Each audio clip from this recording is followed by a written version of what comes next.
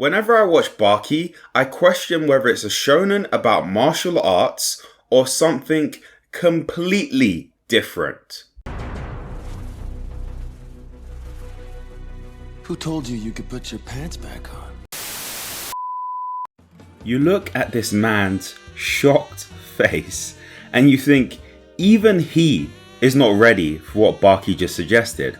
He goes on to talk about how Baki is a freak for suggesting that he should fight naked.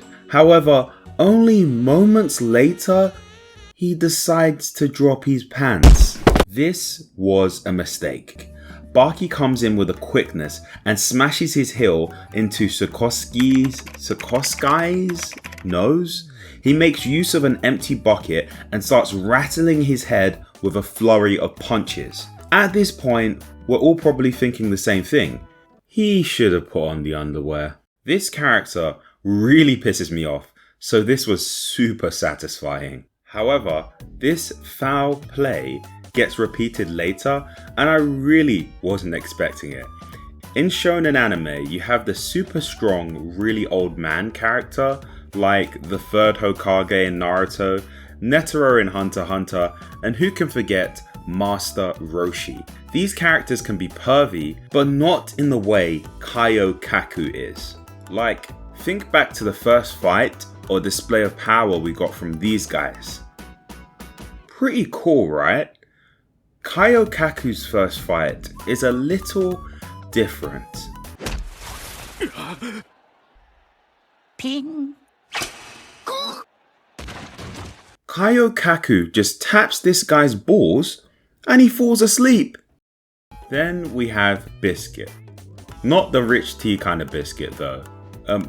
Don't let me get started on this unbelievably sus character. Like, his character introduction was already weird.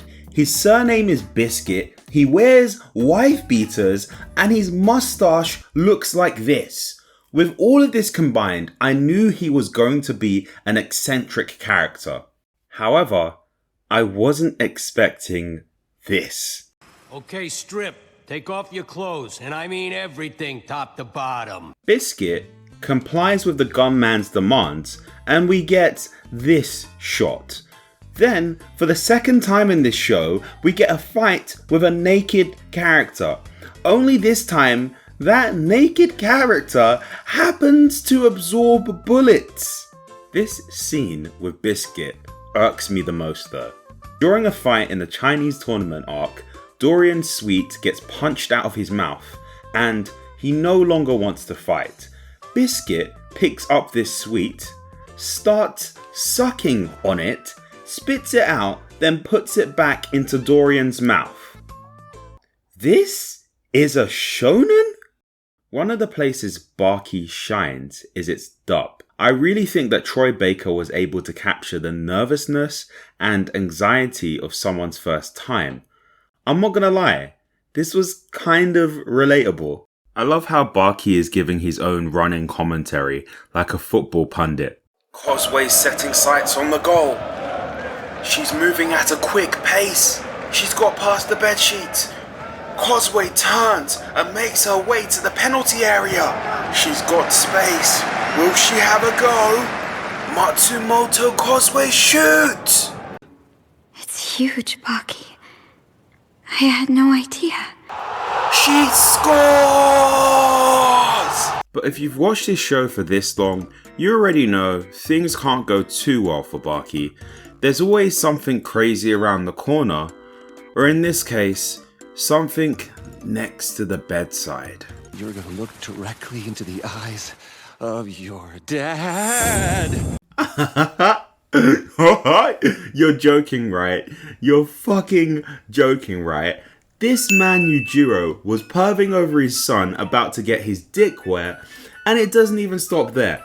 Baki tells his dad that he's a creep for watching, and then Yujiro goes on to have this speech about how celibacy is wrong and you've got to bust as many nuts as possible to be the strongest. It's pretty sick, old man. But you like watching your son in bed with a woman? Forget celibacy. If you want to get stronger, do it. I mean, could you imagine your own dad saying something like this? Do you like that? Come on, my son. Get in a couple of strokes for me. Dad, what the fuck are you doing here? I just want to observe your technique. I mean, could you imagine actually having a dad? Baki and Cosway do end up having sex, and I'm gonna keep this blurred because I want the YouTube gods to pay me. After the lovers dance, Baki has a fight. He easily overpowers one guy, so two guys decide to tag team against him. They claim that getting laid helped Baki get stronger. You've become far stronger than you've ever been before by getting biblical with that girl. Again, is this really a shonen about martial arts? I mean, most of the pricks in shonen still have this mentality of, oh my god, it's a girl, she's not even like a human being, I can't talk to her. Meanwhile, in Baki, we're out here having animated sex scenes, and an actual plot point of the show is whether Baki should bone his girlfriend to become stronger. Then, when he finally does bone her, these guys are staring at each other like, he's become a Super Saiyan after getting his dick wet. Maybe we should find girlfriends. In an odd turn of events, this loose-limbed poison man succeeds. He doesn't manage to beat Baki in a fight, but his poison has him out here looking like a red-headed no-mite. Baki ends up fighting in his no-might mode, and of course he ends up getting his ass kicked. But this is where things get weird again.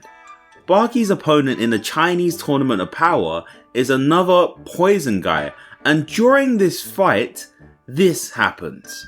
Inside, you haven't changed at all.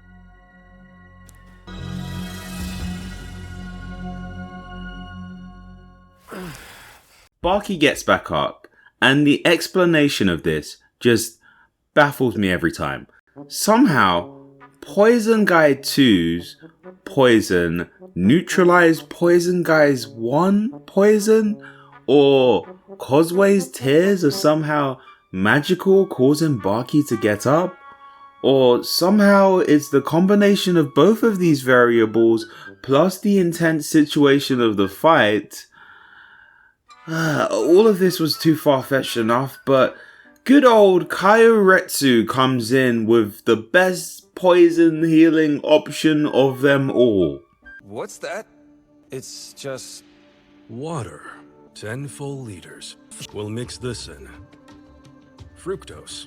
Wow. Maybe this is a shonen. I haven't even gotten to the worst character of all, and honestly, the most sus character out of all of the sussy characters on this list. Muhammad Ali Jr. is a massive disappointment in every sense of the word. Like, wow. First off, they hype us up showing that Yujiro met Muhammad Ali in the past and that he was a big fan of him. Yujiro even mentions how impressive it was that Ali stood up to the world with things like the civil rights movement, because we all know that Muhammad Ali served time in prison for refusing to be inducted into the army for the Vietnam War. This turns into a captivating plot point when we find out that Ali's time off fighting didn't allow him to perfect his style, but one man can fulfill this role. I get up and fight! Ali Jr. gets beaten up way too many times for my liking. I mean, they build him up so much and give him this hype introduction.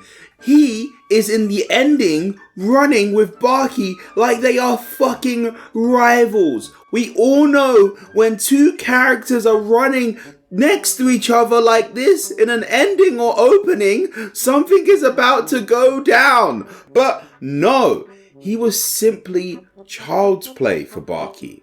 All of this wouldn't be so bad if the character wasn't a fully grown 25-year-old man perving over Baki's 17-year-old girlfriend for half of his screen time. So Baki, you should know that I'm going to marry Miss Kozue. Why was this plot point even in there? It didn't add anything to the show. Ladies and gentlemen, J-Man. Now this first joke is about train station. What are you doing? I'm being a sit-down comedian.